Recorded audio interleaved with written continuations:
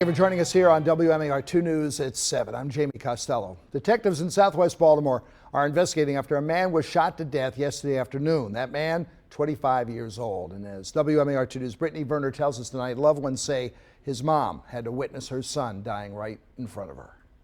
Family and friends have already started placing candles where that man lost his life right here. And many of them told me his family was already healing after losing a different loved one a few weeks ago. He was like a family-loving man. Everybody in the community loved him, and he was respected around the neighborhood. He was not like a bad person. Kim Johnson says her friend who was gunned down on Sunday afternoon worked at a nursing home and was enjoying his day off when he was killed. He was outside, hanging out, just probably walking from the store or something. It happened near St. Benedict Avenue and Brunswick Street. Police say around 4:30 on Sunday afternoon, they responded to a shooting there.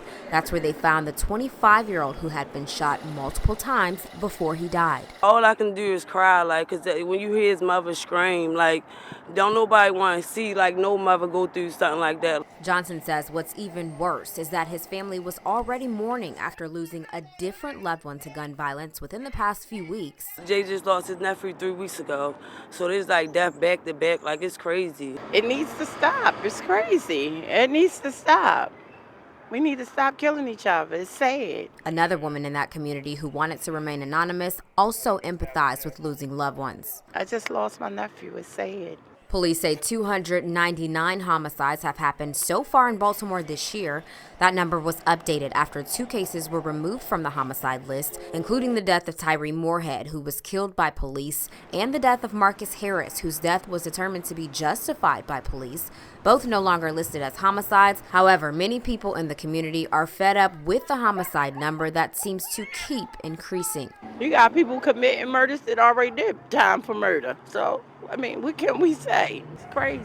We can't even live in peace. As for the 299th homicide that claimed the life of a 25-year-old man, his loved ones are now wondering if the violence in their communities will ever subside. But he really didn't bother nobody. Everybody in the community loved him. We need justice, and justice is going to get served. This is one of several shooting incidents that have happened in this neighborhood within the past few weeks. Many people who live around here are wondering when this violence will end. And as always, police are asking anyone with information to contact Metro Crime Stoppers. Brittany Werner, WMAR 2 News. And we're going